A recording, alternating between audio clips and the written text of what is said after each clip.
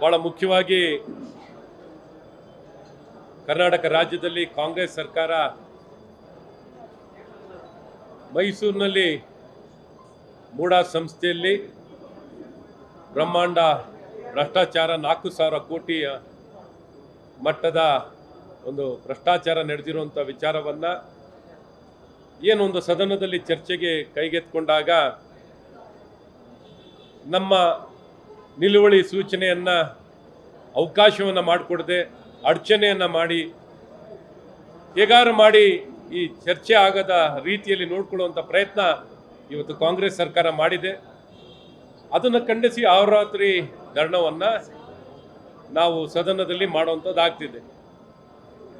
ಈ ಒಂದು ಸಂದರ್ಭದಲ್ಲಿ JDS BJPಯ ಪಕ್ಷದ ಎಲ್ಲ ಶಾಸಕರು ವಿಧಾನ ಪರಿಷತ್ತಿನಲ್ಲಿ ವಿಧಾನಸಭೆಯಲ್ಲಿ ರಾತ್ರಿ ಇವತ್ತಿಲ್ಲೇ ಧರಣವನ್ನು ಹಗಲು ರಾತ್ರಿ ಧರಣವನ್ನು ಮಾಡ್ತಾ ಇದ್ದೀವಿ. ಸರ್ಕಾರಕ್ಕೆ ಒತ್ತಾಯ, ಒಂದು ಮುಖ್ಯಮಂತ್ರಿಗಳು ಈ ಒಂದು ಹಗರಣದಲ್ಲಿ ಭಾಗಿಗಳಾಗಿದ್ದಾರೆ ಅನ್ನೋದು ಭಾಳ ಸ್ಪಷ್ಟವಾಗಿ ಎದ್ದು ಕಾಣ್ತಿದೆ. ಮತ್ತು ಚರ್ಚೆಗೆ ಅವಕಾಶ ಕೊಟ್ಟಿಲ್ಲ. ಚರ್ಚೆ ಕೊಡಿ, ಭಾಳ ಸ್ಪಷ್ಟವಾಗಿ ಇಡೀ ನಾಡಿನ ಜನ ಎದುರು ನೋಡ್ತಿದ್ದಾರೆ. ಯಾವ ರೀತಿ ಈ ಸರ್ಕಾರ ಕೈವಾಡ ಇದೆ ಅನ್ನೋಂಥದ್ದು ನಾಡಿನ ಜನತೆ ಗೊತ್ತಾಗಬೇಕು. ಮುಖ್ಯಮಂತ್ರಿಗಳು ಇದರ ಅನುಕೂಲತೆಯನ್ನು ಏನು ಪಡೆದಿದ್ದಾರೆ ಜನತೆಗೆ ತಿಳಿಸ್ಬೇಕಾಗುತ್ತೆ. ತಿಳಿಸುವಂಥ ಪ್ರಯತ್ನವನ್ನು ಮಾಡ್ತಿದ್ದೀವಿ. ಹಾಗಾಗಿ ಈ ಧರಣ ಮುಂದುವರಿತಿದೆ. ಎಲ್ಲರೂ ಭಾಳ ಸಕ್ರಿಯವಾಗಿ ಭಾಗವಹಿಸಿ ಇಲ್ಲೇ ಧರಣವನ್ನು ಮಾಡಿರುವಂಥದ್ದಿದೆ.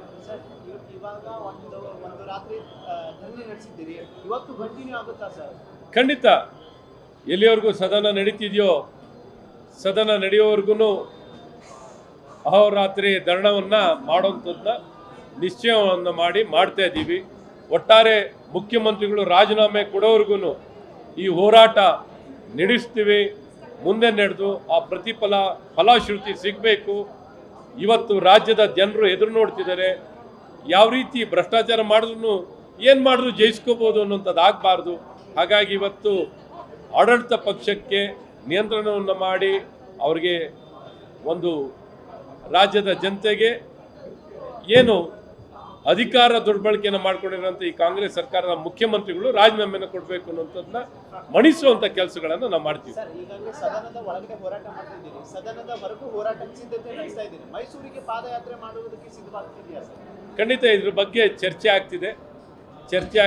ಚರ್ಚೆಯನ್ನು ಮಾಡಿ ಯಾವ ರೀತಿ, ಯಾಕೆಂದರೆ ಇದೊಂದು ಈವೆಂಟ್ ಅಲ್ಲ, ಸುಮ್ಮನೆ ಒಂದು ಈವೆಂಟ್ ಥರ ಹೋಗೋಕ್ಕಾಗಲ್ಲ. ಇದೇನೋ ಒಂದು ಈವೆಂಟ್ ಅಲ್ಲ, ಒಂದು ರಾಜಕೀಯ ಹೋರಾಟ, ಒಂದು ಉದ್ದೇಶ. ಇವತ್ತು ಸರ್ಕಾರ ಮಾಡಿರುವಂಥ ಭ್ರಷ್ಟಾಚಾರವನ್ನು ಬಯಲಿಗೆಳಿಬೇಕು.